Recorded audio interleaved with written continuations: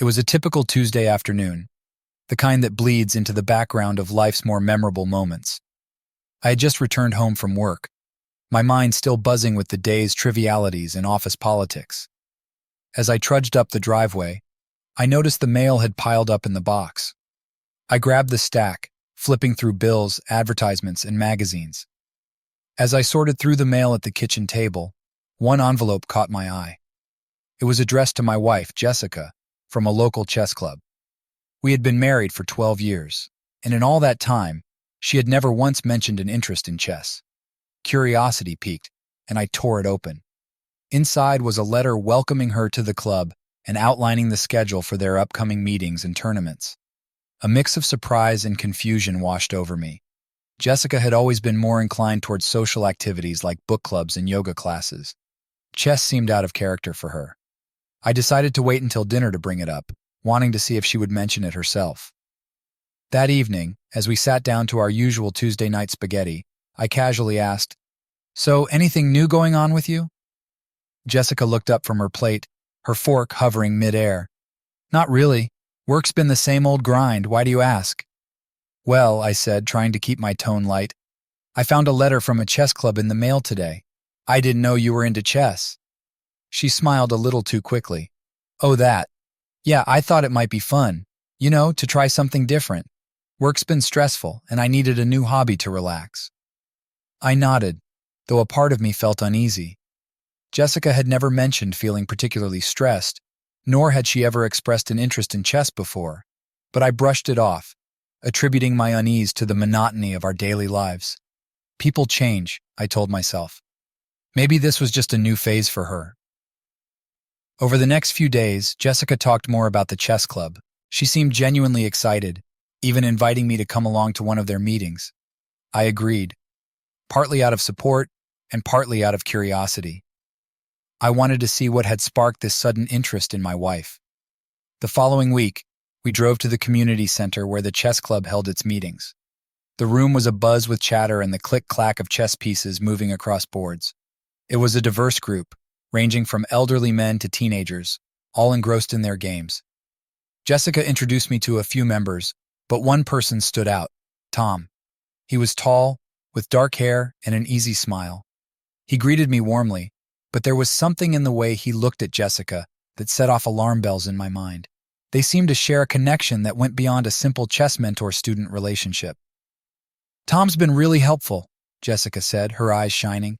"He's a great teacher." Tom laughed modestly. "Jessica's a quick learner. She's picked up the game faster than most beginners." As the evening progressed, I couldn't shake the feeling that something was off. Jessica and Tom exchanged glances and inside jokes that made me feel like an outsider.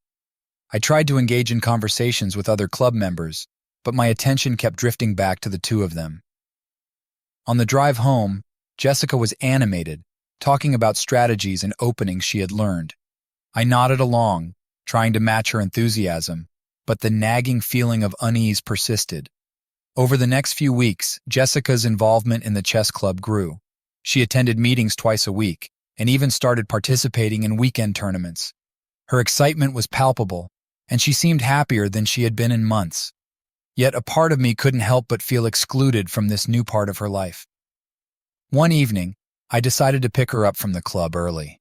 As I approached the building, I saw her through the window, laughing and talking animatedly with Tom. They were huddled close over a chessboard, their heads almost touching. My heart sank as I watched them.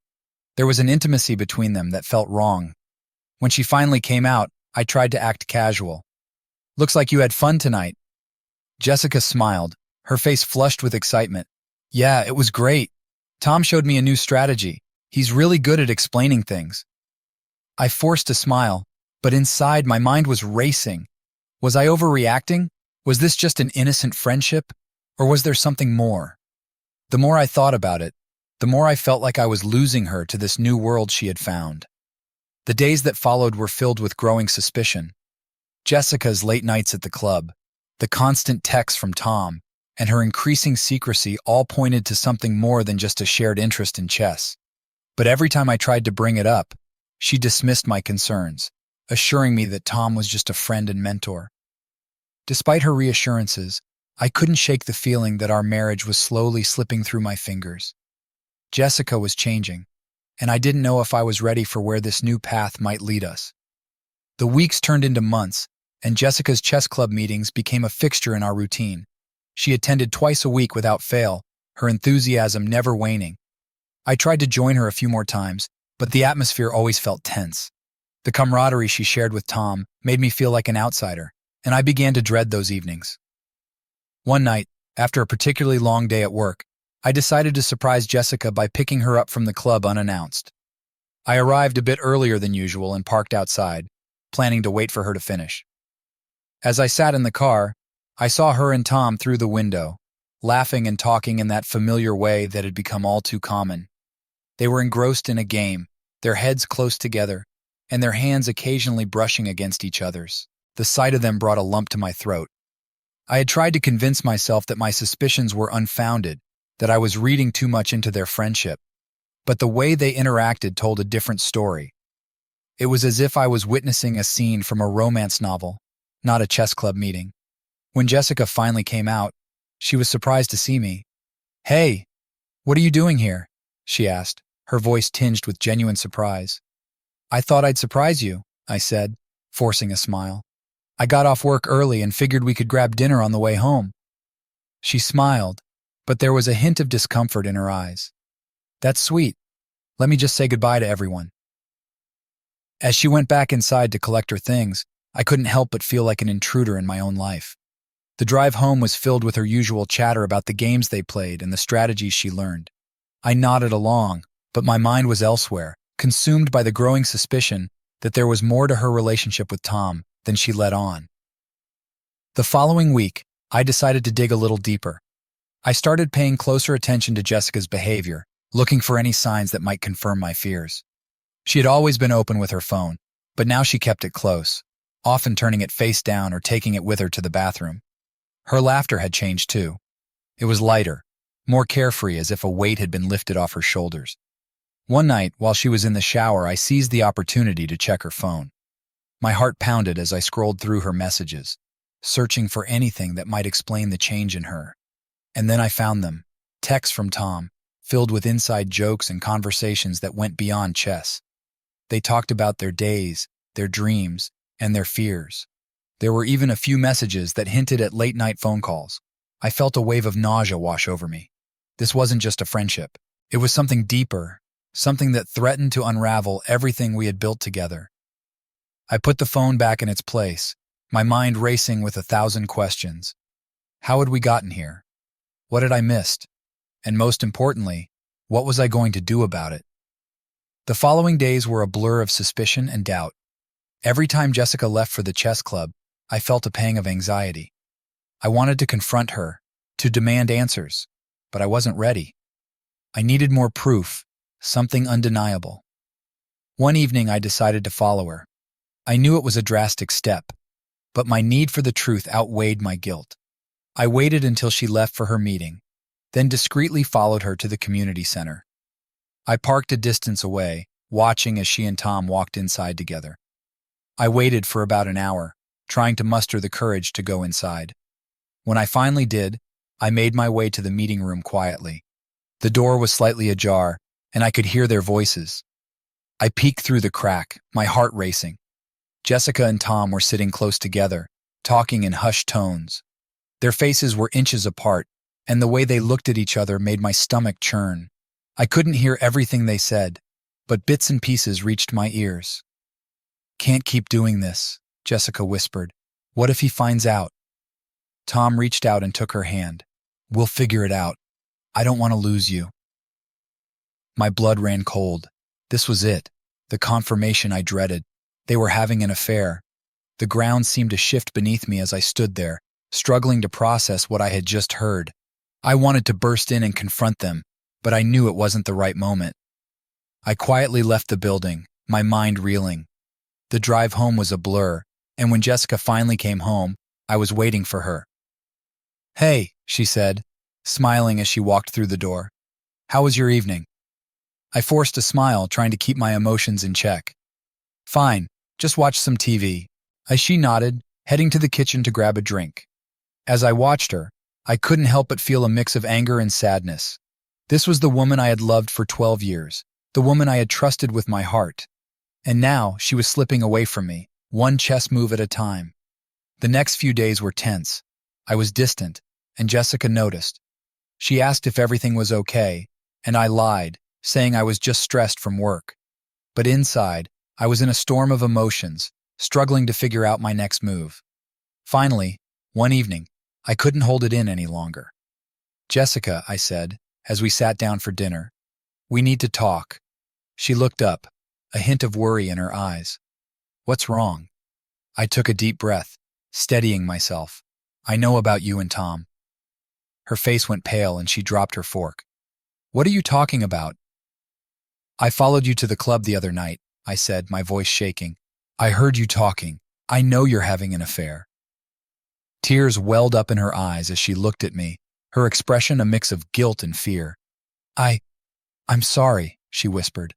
"I didn't mean for it to happen." "How long?" I demanded. "How long has this been going on?" 2 months, she admitted, her voice barely audible. "It started out innocent, just chess and talking. But then, we got closer." I felt a wave of anger and betrayal wash over me. "Why, Jessica? Why would you do this?"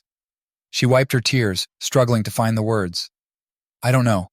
I was feeling lost, and Tom was there. He made me feel alive." Her words cut deep, and I felt my resolve crumbling. "What about us? What about our marriage?" She looked at me, her eyes filled with regret. "I still love you, but I don't know if we can fix this." The room fell silent as we sat there, the weight of her confession hanging between us. I didn't know what the future held, but one thing was clear. Our lives had changed forever, and there was no going back. In the days following Jessica's confession, I felt like a man adrift in a sea of uncertainty. My emotions were a turbulent mix of anger, sadness, and confusion. I couldn't look at Jessica without feeling a sharp pang of betrayal. Yet I wasn't ready to give up on our marriage without understanding the full scope of her affair. Jessica assured me that she had ended things with Tom, but my trust in her was shattered.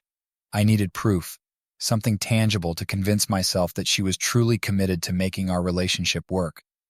I started by observing her behavior more closely, looking for any signs that might indicate she was still in contact with him. She had changed her phone password, which only fueled my suspicions. Every time she received a text or a call, my mind raced with questions. Was it Tom? Were they still talking behind my back? The uncertainty was driving me insane. One night, while she was asleep, I decided to take matters into my own hands. I knew the risk I was taking, but I couldn't live in doubt any longer. I found a way to access her phone, hoping to find some clarity. As I scrolled through her messages, my heart pounded in my chest. Most of the conversations were mundane, chats with friends, work-related texts. But then I found it, a message thread with Tom. The messages were sparse, but they were enough to confirm my worst fears. They had agreed to meet at a cafe the following afternoon. My hands trembled as I read their exchange. Jessica had lied to me. She hadn't ended things with Tom. She was still seeing him. The next day, I followed Jessica to the cafe. I watched from a distance as she and Tom sat together, their heads close, talking in hushed tones. It was as if they were the only two people in the world. The sight of them together, so comfortable and intimate, made my blood boil. I took photos with my phone, capturing their betrayal in real time. I needed undeniable evidence, something Jessica couldn't talk her way out of. When they finally parted ways, I followed her home, my mind racing with what I had just witnessed. That evening, I confronted her. "Jessica, we need to talk." She looked at me, her eyes wary. "What is it?" "I know you're still seeing Tom," I said, my voice trembling with anger. "I saw you with him at the cafe today. You lied to me." Her face went pale, and she looked away, unable to meet my gaze. "I'm sorry," she whispered. "I thought I could end it, but I can't. I don't know how." I felt a wave of anger and sadness wash over me. "Why, Jessica? Why are you doing this to us?" She wiped her tears, her voice barely audible. "I don't know. I'm confused. I care about you, but I have feelings for Tom, too. I'm so sorry." Her words cut deep, and I felt my resolve crumbling. "What about our marriage? What about everything we've built together?" She looked at me, her eyes filled with regret. I still love you, but I don't know if we can fix this. The room fell silent as we sat there, the weight of her confession hanging between us. I didn't know what the future held, but one thing was clear. Our lives had changed forever, and there was no going back.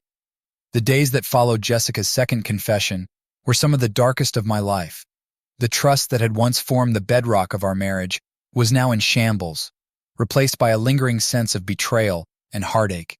I couldn't sleep, couldn't focus on work, couldn't shake the image of her and Tom together.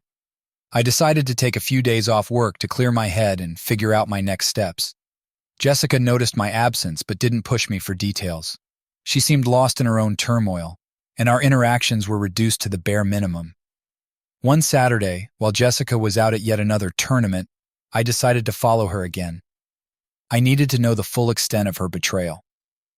I drove to the community center where the tournament was supposedly taking place, but there was no sign of her car. Panicked, I called her, masking my anxiety. "Hey, how's the tournament going?" There was a brief pause before she answered. "It's fine, just taking a break between rounds." Her voice sounded normal, but I knew better. I decided to drive to the hotel where I had seen her with Tom before. My heart pounded in my chest as I pulled into the parking lot, scanning for any sign of her. There, in the far corner, was her car. I parked a safe distance away and waited.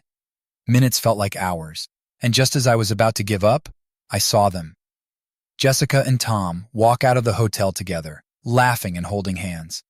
My blood boiled as I watched them. The sight of them so openly flaunting their affair was too much to bear. I stepped out of the car, my hands shaking with anger and hurt. I marched towards them, my footsteps echoing in the quiet parking lot. "Jessica!" I called out, my voice a mix of rage and sorrow. She froze, her face turning pale as she saw me. Tom's expression shifted from surprise to something more guarded. "What are you doing here?" Jessica asked, her voice barely above a whisper. "What am I doing here?" I repeated, my voice trembling with emotion. "What are you doing here? You lied to me again. I followed you, Jessica. I know everything." She looked at me, tears streaming down her face. "I'm sorry," she whispered. "I didn't mean for you to find out like this." Tom stepped forward, trying to intervene. "Listen, this isn't the place to have this conversation. Let's go somewhere private and talk." I turned to him, my anger boiling over. "This has nothing to do with you. This is between me and my wife." I looked back at Jessica, my heart breaking. "Why, Jessica? Why did you do this to us?" She wiped her tears, struggling to find the words. "I'm so sorry. I didn't mean for it to go this far. I was unhappy, and Tom was there. It started out innocent, but then..." "But then what?" I demanded. "You decided our marriage meant nothing to you? That I meant nothing to you?" She shook her head, her sobs choking her words. "No, it's not like that. I still love you, but I got lost. I don't know how to fix this." I took a deep breath, trying to steady myself. "I don't know if we can fix this, Jessica. You've broken my trust, and I don't know if I can ever get that back." The silence that followed was deafening. Tom stood there, unsure of what to say or do, while Jessica cried quietly. I felt a mixture of anger, sadness, and a profound sense of loss. The woman I loved, the life we had built together, was slipping away. "I need some time," I finally said. "I can't do this right now." I turned and walked away, not waiting for a response. As I drove home, the reality of what had just happened hit me like a tidal wave. My marriage was in ruins, and I didn't know if it could ever be repaired. All I knew was that the road ahead would be long and painful, and I wasn't sure if either of us would survive the journey. Returning home after witnessing Jessica and Tom together, I felt like a hollow shell. The silence of our house, once a sanctuary, now felt oppressive. Every corner echoed with memories of a happier time before deceit and betrayal had darkened our doorstep. I sat on the couch, staring at nothing, my mind replaying the events of the day in an endless loop. Hours passed, and the sun dipped below the horizon. Eventually, Jessica came home. The moment she walked through the door, the weight of her actions seemed to hit her anew. She saw me sitting there and burst into tears, collapsing onto the floor. "I'm so sorry," she sobbed, her voice breaking. "I never wanted to hurt you." Her tears stirred something inside me, a mix of pity and anger. I wanted to comfort her, to tell her everything would be all right, but I couldn't. The betrayal was too fresh, too raw. "Why, Jessica?" I asked, my voice trembling. "Why would you do this to us?" She crawled over to me, clutching my hands. "I don't know. I felt lost and Tom was there. He made me feel wanted and alive, but it was a mistake, a terrible mistake." I pulled my hands away, standing up. "A mistake? This isn't just a mistake, Jessica. This is our life, our marriage. You betrayed me." She stood up, wiping her tears. "I know, and I'll do whatever it takes to make it right. I love you more than anything. Please give me a chance to fix this." The sincerity in her eyes tugged at my heart, but I couldn't ignore the pain she had caused. "I don't know if I can trust you again. How do I know you won't go back to him?" "I ended it with Tom," she said, her voice firm. "For good this time. I blocked his number and deleted all our messages. I want to work on us, on our marriage. Please, just give me a chance." I sighed, running a hand through my hair. "This isn't something that can be fixed overnight. Trust takes time to rebuild if it can be rebuilt at all. Right now, I need space. I need time to think." Jessica nodded, her eyes brimming with tears. "I understand. I'll give you all the space you need. Just please, don't give up on us." That night, I slept in the guest room, the distance between us a painful reminder of the chasm that had formed in our relationship. I lay awake for hours, staring at the ceiling, my mind a whirlwind of emotions. I wanted to believe that we could overcome this, that our love was strong enough to weather the storm. But doubt lingered, casting a shadow over any glimmer of hope. The days that followed were a blur of silence and introspection. Jessica and I barely spoke, each of us lost in our own thoughts. I spent my time going over every aspect of our relationship, trying to understand where things had gone wrong. The more I thought about it, the more I realized that the signs had been there all along, hidden in the mundane routine of our lives. One evening, after a week of silence, Jessica approached me. "We need to talk," she said, her voice steady but soft. I nodded, gesturing for her to sit. "All right." She took a deep breath, looking me in the eyes. "I know I've hurt you deeply, and I know that trust is not something that can be easily repaired. But I love you, and I want to fight for us. I need to know if you're willing to do the same." Her words hung in the air, heavy with the weight of our future. I took a moment to gather my thoughts before responding. "I love you too, Jessica, but love isn't always enough. You've broken my trust, and I don't know if it can be restored. But I do know that I'm willing to try if you are." Her eyes lit up with a glimmer of hope. "I am. I'll do whatever it takes. Therapy, counseling, anything." I nodded. "Then let's start there. Couples therapy. We need to understand why this happened, and how we can prevent it from happening again." Jessica agreed, and we scheduled our first session with a marriage counselor. The therapy sessions were intense and emotionally draining. We had to confront our deepest fears and insecurities and lay bare the wounds that had festered beneath the surface of our seemingly perfect marriage. During one session, the counselor asked Jessica to explain why she had sought solace in Tom. Her answer was painful to hear, but necessary. "I felt neglected," she admitted, tears streaming down her face. "You were always so busy with work, and I felt like I was just another task on your to-do list. Tom made me feel seen and appreciated, but it was wrong, and I see that now. I should have talked to you instead of seeking comfort elsewhere."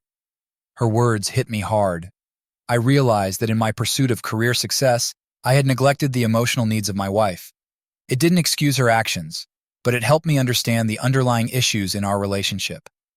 The counselor turned to me. "And how do you feel about what Jessica just shared?" I took a deep breath, struggling to find the right words. "It hurts to hear, but I understand. I see now that I wasn't as attentive as I should have been. But that doesn't excuse the affair. We both need to work on our communication and make each other a priority." The sessions continued, each one peeling back another layer of our complex relationship. There were moments of anger, tears, and raw honesty. Slowly, we began to rebuild our connection, brick by brick.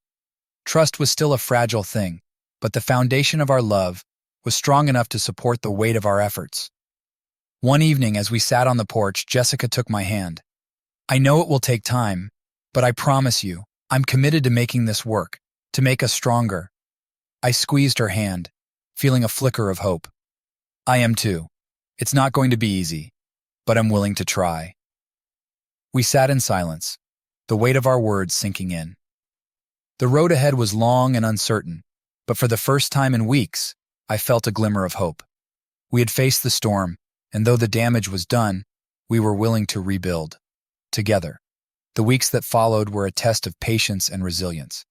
Jessica and I committed to our therapy sessions, each one peeling back layers of hurt and misunderstanding. We learned to communicate openly and to express our needs and fears without judgment. It was a slow process, but with each session, we grew closer. Jessica made a concerted effort to rebuild my trust. She was transparent about her whereabouts, often sending me texts throughout the day to let me know what she was doing.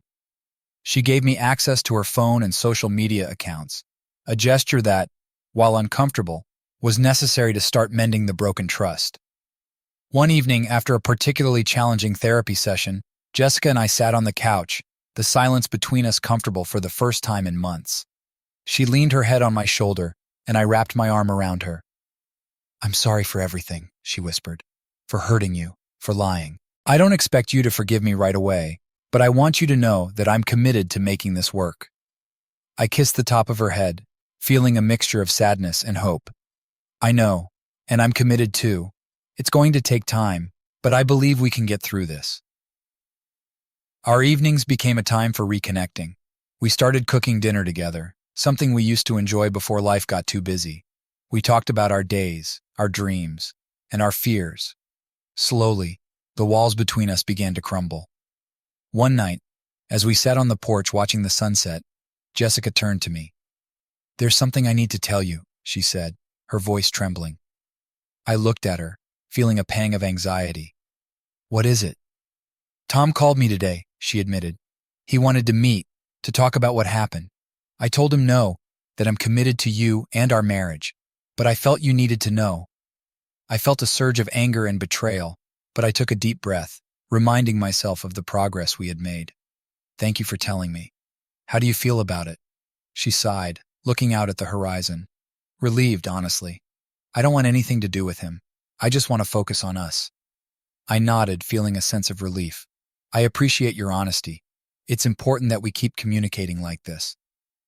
As the days turned into weeks, the wounds of betrayal began to heal. We still had moments of doubt and insecurity, but we faced them together, openly and honestly. Our therapy sessions continued to be a source of strength, helping us navigate the complexities of our relationship. One day as we walked through the park, Jessica turned to me with a hopeful look in her eyes. "Do you think we'll ever be able to trust each other completely again?" I took her hand, squeezing it gently. "I think trust is something that has to be earned every day. We're not there yet, but I believe we can get there, as long as we keep working at it, together." She smiled, and for the first time in a long while, I saw a glimmer of the woman I had fallen in love with all those years ago. The road ahead was still long, but for the first time I felt confident that we could face it together. Months passed, and the seasons began to change. The crisp air of autumn brought a sense of renewal, a feeling that perhaps we were turning a new page in our lives. Jessica and I continued to work on our relationship, and slowly but surely, we began to find our way back to each other. We decided to take a weekend trip to the mountains, a place we had loved in our early years of marriage. It was a chance to escape the routine of everyday life and reconnect with each other. The drive was long, but the conversation flowed easily, a sign of the progress we had made. When we arrived at the cabin, Jessica looked around, a smile spreading across her face. "I forgot how beautiful it is up here." I nodded, taking in the serene landscape. "Yeah, it's nice to get away from everything for a bit." That evening, we sat by the fireplace, the warmth of the flames a stark contrast to the chill outside. Jessica leaned against me, her head resting on my shoulder. "Thank you for bringing me here," she said softly. "I'm glad we came," I replied, feeling a sense of peace that had eluded me for so long. As the fire crackled, we talked about our future, our hopes, and our dreams. It felt like we were rediscovering each other, rebuilding the foundation of our marriage on stronger, more honest ground. The next day, we went for a hike, the trail winding through the forest, the leaves crunching under our feet. We reached a clearing with a breathtaking view of the valley below. Jessica turned to me, her eyes shining with emotion. I know I can't change the past, she said, her voice steady. But I want to build a future with you, one where we are both happy and fulfilled. I love you, more than words can express. I took her hands in mine, feeling a surge of love and determination. I love you too, Jessica, and I believe in us. We've come this far, and we can go further. Together. We stood there for a while, taking in the view, the silence between us filled with unspoken promises. The healing process was ongoing, but at that moment, I felt a renewed sense of hope. When we returned to the cabin, we spent the evening cooking dinner together, laughing and reminiscing about old times. It felt like a return to simpler, happier days. As we sat down to eat, Jessica reached across the table and took my hand. I've missed this, she said, her eyes filled with gratitude. Us, being together like this. Me too, I replied, squeezing her hand. It's good to be here, with you. That night, as we lay in bed, Jessica snuggled close to me. Do you remember the first time we came here? She asked, her voice filled with nostalgia. Of course, I said, smiling at the memory. We got lost on the way and ended up spending the night in the car. She laughed softly. And we made the best of it, didn't we? Yeah, we did, I agreed, feeling a sense of warmth and connection. As we drifted off to sleep, I realized that while the road to healing was long, we were on the right path. We had faced the darkness together and emerged stronger for it. Our love had been tested, but it had not been broken. And as we lay there, wrapped in each other's arms, I knew that whatever challenges lay ahead, we would face them together, with love and trust as our guiding lights. Returning from our mountain retreat, Jessica and I felt a renewed sense of commitment and hope. The time away had given us the space to reconnect and reaffirm our love for each other. However, as we settled back into our daily routines, it became clear that rebuilding our relationship would require continuous effort and vigilance. We resumed our therapy sessions with renewed vigor, each session peeling back layers of old habits and unresolved issues. One day, our therapist suggested we try an exercise that involved writing letters to each other, expressing our deepest feelings and thoughts without interruption. Jessica went first. Her letter was filled with apologies, acknowledgments of her mistakes, and a heartfelt plea for forgiveness. She described how lost and lonely she had felt, and how she had sought comfort in Tom as a way to fill the void she perceived in our marriage. She expressed her deep remorse and her commitment to rebuilding our trust. When it was my turn, I wrote about the pain and betrayal I had felt, but also about my own shortcomings. I admitted that I had taken her for granted, become too absorbed in my work, and failed to recognize her needs. I acknowledged that while her affair was a grievous mistake, it was a symptom of deeper issues in our relationship that we both needed to address. Reading each other's letters was an emotional experience. We cried, held each other, and talked late into the night. It was a cathartic release, a chance to clear the air and start anew with a clearer understanding of each other's perspectives. One Saturday, we decided to revisit the chess club where Jessica had first met Tom. It was a daunting step, but we felt it was necessary to reclaim that part of our lives. Walking into the club, we were greeted by familiar faces, many of whom were unaware of the turmoil we had gone through. It felt strange, almost surreal, to be back in the place where our troubles had begun. Jessica and I signed up for a doubles tournament, something we had never done before. Playing together required us to communicate and strategize, fostering a sense of teamwork and unity. As we progressed through the rounds, we found ourselves enjoying the game and each other's company. It was a small but significant step towards healing. After the tournament, one of the members, an elderly gentleman named Harold, approached us. "It's good to see you two playing together," he said with a kind smile. "You make a great team."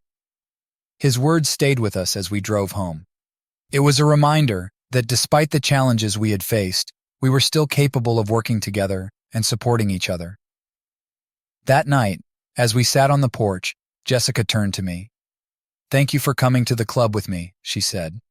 "I know it wasn't easy." "It wasn't," I admitted, "but it was important. We need to face these things together if we're going to move forward." She nodded, her eyes reflecting a mixture of hope and determination. "I agree, and I'm willing to do whatever it takes." We sat in comfortable silence, the weight of the past slowly lifting as we looked towards the future. The road ahead was still uncertain, but we were committed to walking it together.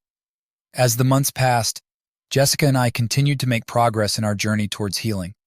Our relationship, once fragile and strained, began to feel more solid and resilient. Trust was slowly being rebuilt, and our love for each other grew stronger with each passing day. One evening, after a particularly meaningful therapy session, Jessica suggested something that took me by surprise. "What if we renewed our vows?" she asked, her eyes searching mine. "I know it won't erase the past, but it could be a way to reaffirm our commitment to each other." The idea resonated with me. Renewing our vows could serve as a symbolic fresh start, a public declaration of our renewed dedication to our marriage. "I think that's a wonderful idea," I said, feeling a sense of excitement. We began planning a small ceremony, inviting close friends and family who had supported us through our difficult times. We chose a beautiful park near our home, a place that held special memories for us. The preparations brought us closer as we worked together to create a meaningful and intimate event. The day of the ceremony arrived and the weather was perfect. A gentle breeze rustled the leaves, and the setting sun cast a warm glow over the park. As our guests gathered, I felt a mixture of nervousness and anticipation. Jessica looked radiant in a simple, elegant dress. As she walked down the aisle, I couldn't help but reflect on our journey, the pain, the heartbreak, but also the strength and resilience that had brought us to this moment. When she reached me, we joined hands, looking into each other's eyes. Our friend, who officiated the ceremony, began by acknowledging the challenges we had faced and the strength it took to overcome them. "Today is a celebration of love, commitment, and the power of forgiveness," he said. Jessica and I had written our own vows. She went first, her voice steady and filled with emotion. "David, standing here with you today, I am overwhelmed with gratitude. I'm grateful for your patience, your understanding, and your willingness to give us another chance. I vow to be honest, to communicate openly, and to cherish our love every day. I promise to never take you for granted again, and to always work towards building a stronger, happier future together." Tears filled my eyes as I listened to her heartfelt words. When it was my turn, I took a deep breath, my voice filled with conviction. "Jessica, these past months have been some of the most challenging of our lives, but they have also been a testament to the strength of our love. I vow to be present, to listen, and to make you feel valued and appreciated every day. I promise to work on myself, to be the partner you deserve, and to never let complacency come between us again. I love you, and I am committed to our future, no matter what challenges we may face." Our friends and family clapped and cheered as we exchanged rings and sealed our vows with a kiss. It was a moment of pure joy and renewal, a celebration of the love that had endured despite everything. After the ceremony, we gathered with our loved ones for a small reception. There was laughter, music, and heartfelt toasts. As the evening wore on, Jessica and I stole a moment alone, sitting on a bench overlooking the park. "Today was perfect," she said, resting her head on my shoulder. "It really was," I agreed, feeling a profound sense of contentment. We sat in silence for a while, watching the stars begin to twinkle in the night sky. "I'm so grateful for you," Jessica said softly, "for your forgiveness, your love, and your commitment to us." "I'm grateful for you too," I replied, squeezing her hand. "For your honesty, your willingness to change, and your love." As we sat there, the future felt bright and full of possibilities. We knew that our journey was far from over, but we were ready to face it together, with love and trust as our guiding lights. Our renewed vows were not just words, but a promise to keep working on our relationship, to never take each other for granted, and to always cherish the love that had brought us together. With our renewed vows still fresh in our minds, Jessica and I returned to our daily lives with a sense of optimism and determination. However, it wasn't long before new challenges began to test our commitment to each other. The demands of work, family, and personal growth continued to stretch our emotional resources. One particularly stressful day at work, I found myself overwhelmed with deadlines and conflicting priorities. As I sat at my desk, my phone buzzed with a text from Jessica. "Having a rough day. Can we talk tonight?" I felt a pang of guilt. My focus on work had been consuming, and I realized I hadn't been as attentive to Jessica's needs as I should have been. That evening, we sat down together on the couch, and I asked her about her day. "Work has been really tough," she admitted, her voice tinged with frustration. "And I feel like we've been drifting apart again. I don't want us to fall back into old patterns." Her words hit home. I knew she was right. "I'm sorry, Jess. I've been so caught up in my own stress that I haven't been there for you. Let's figure out a way to make more time for each other." We decided to set aside specific evenings each week for us time, free from work and distractions. Whether it was going for a walk, cooking dinner together, or simply talking, these moments became a crucial part of our routine, helping us to stay connected and grounded. One evening, as we sat by the fireplace, Jessica opened up about something that had been weighing on her mind. "I've been thinking about going back to school," she said, her voice hesitant. "I want to get my master's degree in psychology." I was taken aback but quickly realized how much this meant to her. "That's great, Jess. I'm proud of you for wanting to pursue your passion. How can I support you?" She smiled, visibly relieved by my reaction. "It will mean a lot of late nights and juggling schedules, but having your support will make all the difference." We discussed the logistics, and I promised to be there for her every step of the way. Jessica's decision to go back to school was a significant change, but it also brought us closer as we navigated this new chapter together. As Jessica immersed herself in her studies, I took on more responsibilities at home to support her. There were times when the stress of our individual pursuits created tension, but we made a conscious effort to communicate openly and honestly. One night, after a particularly challenging day, Jessica came home exhausted and frustrated. "I don't know if I can do this," she said, tears welling up in her eyes. "It's too much." I pulled her into a comforting embrace. "You can do this, Jess. You're one of the strongest people I know. We'll get through this together." We spent that night talking about her fears and frustrations, and by the end of it, she felt more reassured and motivated. Our journey was far from easy, but each challenge we faced together only strengthened our bond. As Jessica and I continued to navigate the complexities of our relationship and individual pursuits, the issue of trust remained at the forefront of our efforts. While we had made significant progress, there were still moments of doubt and insecurity that needed to be addressed. One day, while cleaning out the attic, I came across an old photo album from our early years together. As I flipped through the pages, memories of happier times flooded back.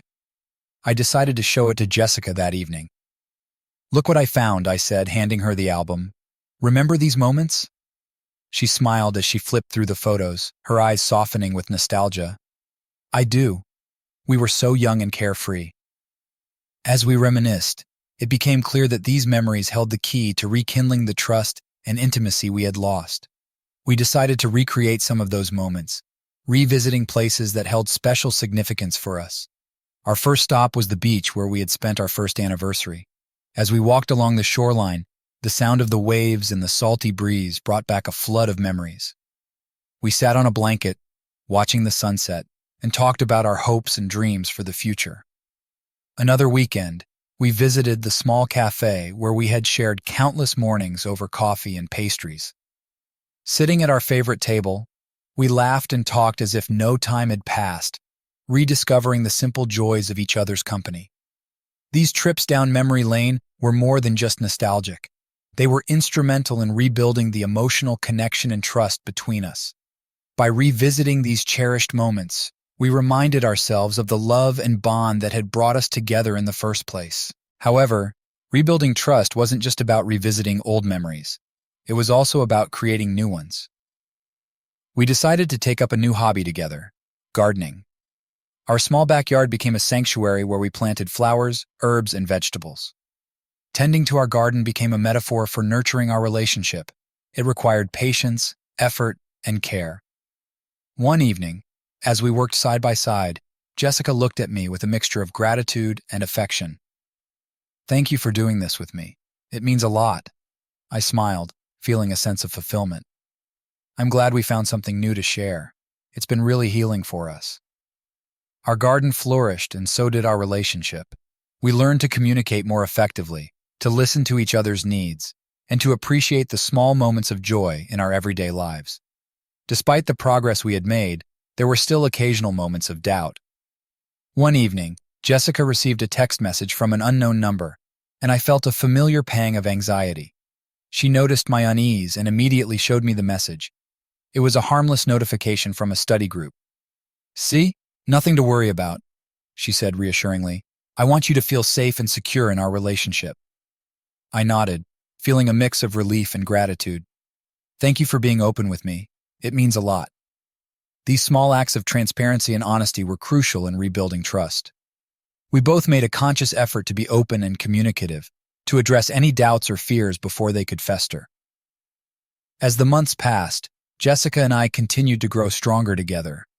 Our journey was far from over, but we had learned to face each challenge with love, patience, and a renewed sense of commitment. The trust that had once been shattered was gradually being restored one day at a time. One evening, as we sat on the porch watching the stars, Jessica took my hand. We've come a long way, haven't we? I nodded, feeling a deep sense of contentment. We have, and am proud of us. She leaned her head on my shoulder, and we sat in comfortable silence, knowing that no matter what the future held, we would face it together. Our love had been tested, but it had endured, and we were stronger for it. The road ahead was still uncertain, but with trust, love, and determination, we knew we could overcome any obstacle. A year had passed since Jessica and I renewed our vows, and our lives had settled into a rhythm of mutual respect, love, and understanding. Our relationship was not perfect. No relationship ever is, but it was strong, resilient, and rooted in a foundation of trust and open communication. We had weathered the storm, and now we were ready to embrace the future together. One sunny afternoon, as we tended to our flourishing garden, Jessica turned to me with a thoughtful expression. I've been thinking about something, she said, her hands gently brushing soil from a newly planted seedling. What's that? I asked, curious. Well, we've been through so much together, and I feel like we've come out stronger on the other side. I think it might be time to share our story, to help others who might be going through something similar. The idea took me by surprise, but the more I thought about it, the more it made sense. Our journey had been filled with pain and heartache, but also with growth, healing, and love. Sharing our story could offer hope to others facing similar challenges. That's a great idea, Jess, I said, feeling a sense of purpose. But how do we go about it? Jessica smiled, her eyes lighting up with enthusiasm. We could write a book or start a blog. We could even speak at events or join support groups to share our experiences. There's so much we could do. The prospect of sharing our deeply personal journey with the world was daunting, but it also felt empowering. We decided to start small by joining a local support group for couples dealing with infidelity. Our therapist recommended the group, and we attended our first meeting together. Sitting in a circle with other couples who had faced similar struggles, we felt a sense of camaraderie and understanding. Each couple shared their story, their pain, and their triumphs, and we did the same. It was a cathartic experience, and it reminded us that we were not alone in our journey. Over the next few months, we became regular members of the support group, offering advice and encouragement to others while continuing to work on our own relationship. The experience was profoundly healing, and it reinforced the bond between us. Inspired by our time in the support group, Jessica and I began writing a blog together. We called it Healing Hearts, and it quickly gained a following. We shared our story in installments, offering insights and practical advice for couples facing similar challenges. The response was overwhelmingly positive, with readers expressing gratitude for our honesty and openness.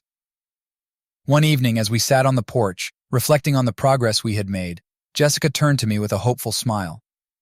You know, I think we found our calling. Helping others heal has been so fulfilling.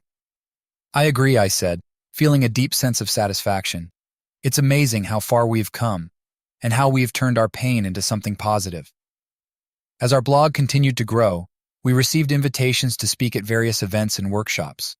We traveled to different cities, sharing our stories and connecting with people from all walks of life. Each event was a reminder of the strength of the human spirit and the power of love and forgiveness. One memorable event took place at a retreat center in the mountains, similar to the one where Jessica and I had rekindled our relationship. Standing before a room full of couples, we shared our journey, our struggles, and our triumphs. The audience listened intently, many with tears in their eyes. After our talk, a couple approached us, their faces filled with gratitude.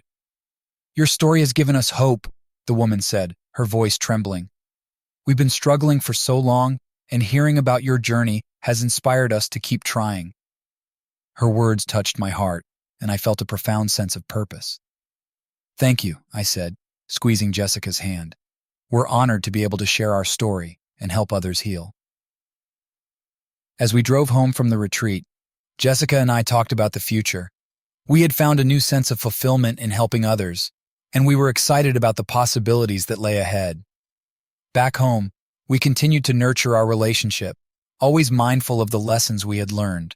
Our love had grown deeper and more resilient, and we were committed to maintaining the trust and openness that had brought us through the darkest times. One evening, as we sat in our garden watching the sunset, Jessica turned to me with a thoughtful expression. "Do you ever think about how far we've come?" she asked, her voice filled with wonder. "All the time," I replied, feeling a deep sense of gratitude. "We've been through so much, and yet here we are, stronger and more in love than ever."